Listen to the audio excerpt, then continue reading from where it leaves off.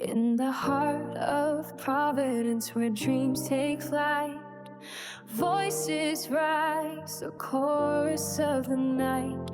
We gather around with hearts full of hope to build a future where we all can cope. Let's listen deep to each other's plea, finding common ground. We'll never be free without understanding. Our voices fade. Together we can change what we've been made.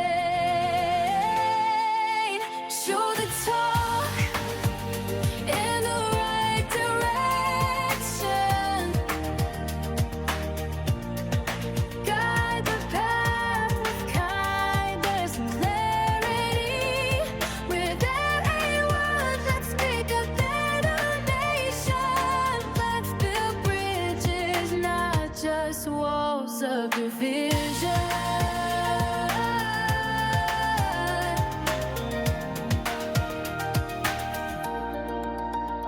Through the streets and alleys, let's walk in peace. Hand in hand, we'll make a difference. Believe from the city hall to every home. Our voice is strong, we'll turn the tide. In the morning light, let's start anew. With open minds, let's break through. No more hate, no more fear. Together we're stronger, clearer. Let's hear the whispers of the wise, guiding us towards the skies. With every vote, set the pace for a world where everyone can embrace. Show the talk in the right direction. Guide the path with kindness and clarity. With every word, let's make a better nation. Let's build big. Thank you for joining us today. On this podcast, we're going to be focusing on the Providence Place Mall. My name is Mike English, and I'm a candidate for the office of Mayor 2026. My mission is to try to turning Providence Place Mall from a money pit into a gold vault. As the title of this podcast, a casino that fixes problems, not creates a money pit. Again, my name is Mike English, and I'm running for mayor of Providence. When people hear casino, a lot of them jump straight to the worst case scenario. It will create addiction. It will bring more crime to Providence. The traffic will be a nightmare. The noise will ruin the neighborhoods. And I understand these are real questions. What almost nobody talks about is this. Those problems already exist in Providence. Addiction is already here, coupled with the high amounts of homelessness. Crime is also here, as the homeless population do not work, and therefore, when you're struggling for food or shelter, you do things that you normally wouldn't think of. And the traffic is an extreme mess, coupled with the noise disorder already in downtown Providence and other places in Providence. So the real question isn't, will Providence be perfect if we don't build a casino? The real questions are, can we use a casino at Providence Place Mall to help fix problems we already have, not only in the Providence Place Mall, but the surrounding city? Can we design it from day one to be part of the solution and not something to fear from? I believe the answer is yes. And I'm going to walk you through it, exactly how I've been thinking. When we are looking at problems with no dedicated fix, it's scary. Let's talk honestly about Providence today. We already struggle with addiction and overdoses. Really sad, but really covering all of Rhode Island. In our neighborhoods and around Kennedy Plaza. Crime and disorder, especially in the dark, empty areas at night. Traffic congestions and confusion patterns around the mall, the ramp in downtown Providence. Noise and the quality of life issues from unplanned late night activities and street chaos is all around Providence. And what are our current strategies? Mostly underfunded treatment and recovery programs, police stretched thin, asked to be social workers, traffic managers, and everything in between. Short-term fixes on traffic instead of full redesign of our roads. Noise and nuisance addressed complaints by complaints instead of with smarter planning. On top of that, Providence Place Mall, which should be an asset, is drifting as it has higher vacant or underused spaces in the Providence Place Mall. Less foot traffic also through the Providence Place Mall. A slow slide towards becoming the largest empty box in Rhode Island. And any building unoccupied every day creates decay, which that means soon we'll be seeing an uninhabitable building even if we got a tenant for it. So we have two problems at once. A city's problem, addiction, crime, traffic, and noise. And the second is there's a massive property right in the center of the city that not only pulling its weight, it's truly not what everybody expected the Providence Place Mall to be. A casino at Providence Place Mall done right is not about pretending the problem doesn't exist. It's about bringing in the resources, the structure, and the design to actually tackle them. Addiction from hidden crisis, the funded solution could be part of this agreement. Let's start with the toughest topic, and that's the addiction. A lot of people say casinos create addictions. But here's the reality. Addiction is already hurting our families with alcohol, drugs, and yes, sometimes gambling, as gambling is not that far away from Providence, and it's also in your smartphone. So to think that this casino is going to make a person worse than what they already are is kind of fooling themselves. And thinking we're going to save someone by not having a casino in downtown Providence is really a false claim. What we don't have right now is dedicated, guaranteed funds tied to one of our biggest entertainment centers. On-site resources where people can get information, help, and referrals. Mandatory enforceable agreements that say you profit here, you must help here. But that could be part of this agreement if we bring a casino in, like other areas have done. As with the casino at Providence Place, we can build a solution into the deal with whoever takes that property under management. As we can have a dedicated funding for treatment and recovery, even if they didn't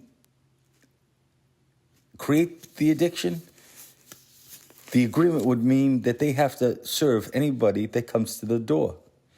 And that would be a fixed percentage of the casino revenue earmarked for local addiction services. Money that goes directly to the treatment beds, counseling, outreach, and not just into a general pot. On-site responsible gaming and mental health resources, and not just a tiny sign that says gambling responsibility.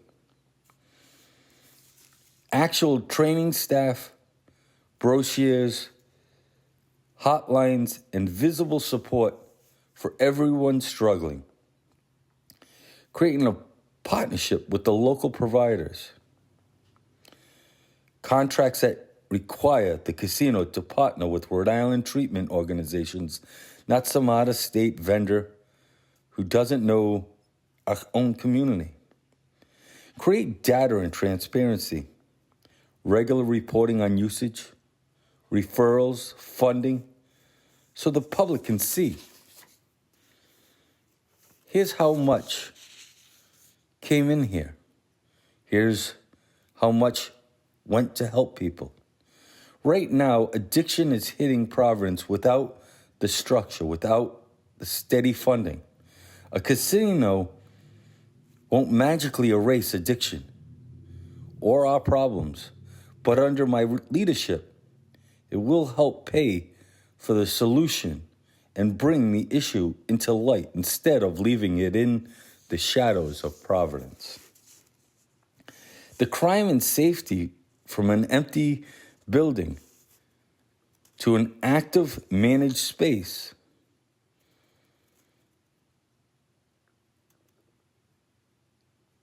as crime in an empty building in the dark corners don't keep anybody safe.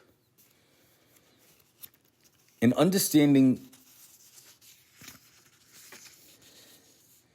an unused mall with big dead zones and black hallways is not a good situation for security. When a property is struggling, security budgets cut, maintenance gets delayed, spaces are less monitored, people want to cause trouble, take advantage of this opportunity. A casino and an entertainment complex at Providence Place gives us a chance to receive that security, that extra monitoring. And here's how it helps fight crime instead of fueling it. 24/7 or extended hours of security presence. A major casino doesn't operate with a skeleton crew. It comes with professional security teams, cameras, metal detectors where appropriate, and clear protocols. High-quality surveillance and lighting. Modern casinos invest heavily in cameras, analytics, and lighting. It doesn't just protect the gaming floor. It improves the safety in the parking lot, the garages, the entrances, the surrounding streets, and the overall area of Providence. Partnership with Providence Police, not replacement. I'm not talking about a casino cop replacing Providence Police at all. I'm talking about formal agreements where security teams in the Providence Police Department share information, coordinate responses, and keep trouble from spilling into the neighborhoods of Providence. This keeps more eyes on the street.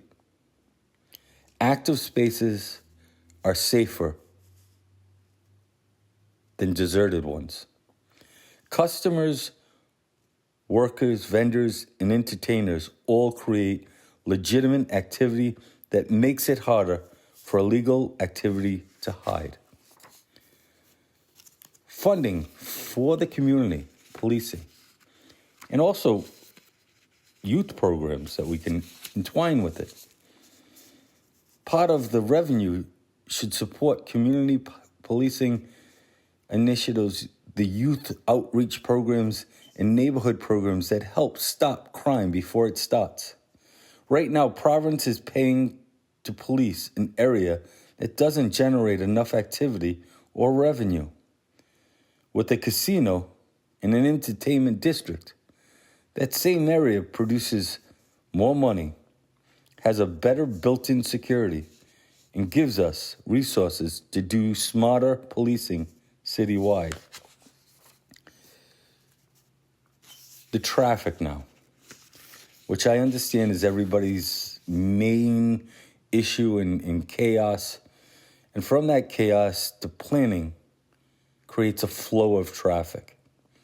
Let's talk about the traffic. Route 95, 146-6, Route 10, Route 195, all coming together near the downtown Providence Place. It's already a mess without a casino.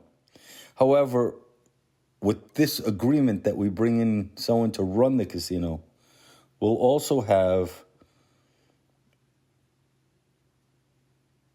a system that actually addresses it. Instead of confusing exits around the mall, instead of congestions at the peak time, poor signaling, and not enough coordination between city streets and the highway ramps. A casino will make traffic impossible. It will increase traffic, yes, but we can use that as a leverage to finally fix the system we already have and ignored for years. Here's how a casino can help solve traffic problems. The developers create a funded traffic improvement. As mayor, I'd make sure any casino deal includes a real money fund for the traffic redesign around the mall. That doesn't affect the taxpayers. That can mean better lanes across Providence layouts, improved signals, turn lanes, and cleaner ramp connections. We'll also be coordinating with the Rhode Island DOT. We're already dealing with the 195 bridge and other highway projects. A major redevelopment at Providence Place gives us the political and financial reason to redesign this area properly, not just to patch it. And we can't forget about our transit. The casino can be required to offer incentives for RIPTA, rideshare drop-offs, and maybe even rail drop-offs. That reduces parking, traffic pressure, spread out how people arrive into this casino area. Technically, in active management, modern tools can monitor traffic patterns in real time and adjust signals. An active partner at the mall gives the city funding and a reason to actively use that technology. If we do nothing, traffic stays bad and the mall keeps sliding. If we do this right, the casino helps pay for the fixes that commuters and residents have wanted for years. And if we now look at the noise and the quality of life, from random chaos to controlled activities, people can imagine a casino and picture nonstop chaos, night and day, with no control. But right now, downtown already has that. Random late night noise, pockets where people gather with no supervision, Cars revving, music blasting, shouting in the alleys, and nobody really is changing anything. A properly run casino, an entertainment district, can actually organize and contain nightlife instead of letting it drift into the residential streets or spill into unmanaged corners and keep neighbors awake without any benefit. Soundproof and design of the standards, a casino built with sound installation included to control entry points and professional layouts to keep noise inside and not bleeding all over downtown. Clear operating hours and rules. You can write into the agreement outdoor music hours, noise limits, requirements for how external speakers are used, enforcement mechanics. Define the entertainment zone. Instead of nightlife happening anywhere and everywhere, we channel it into a few well-managed blocks. The casino, the mall, the complex, nearby entertainment streets that allows the city to focus enforcement, cleanup, and services in a compact area. Funding for that cleanup and the maintenance, the casino should contribute to the nightlife cleanup crew, extra trash pickup, and maintenance around the building and surrounding streets. Right now, we get the noise and the mess without a partner to pay for the impact. With the casino, we get responsible partners on the hook to help manage it. Everybody else we already talked about, plus the problem-solving angle. On top of addiction, crime, traffic, and the noise, don't forget all the basic benefits we talked about before. The building is already built. 1.2 to 1.4 million square feet of structure ready to be used as a casino would also make this the largest casino in the world. We'd be in the Guinness Book of World Records again, as we once were in 1978. We become a leader again. It's in the best possible location as well. Right now, right off of Route 95, 146, Route 6, Route 10. It's also near the train station, not too far away from the planes, and a short walk to downtown from the Pavilion and the Convention Center. It can become one of the largest and most unique urban casinos in the country, not isolated in the woods, but woven in a living city. It brings jobs for local residents, customers to local restaurants and small businesses, hotel stays, tourism, and new life to be a part of the city that we so dearly love. But the difference in this vision of the plan is this. I'm not selling you a fantasy where casinos are perfect and harmless. I'm telling you, the problems exist whether we build it or not. The question is, do we keep being reactive, plugging holes with no real venue for resources? Or do we create a structured partnership with the casino that is legally required to help us tackle addiction, crime, traffic, and noise? This is a powerful one.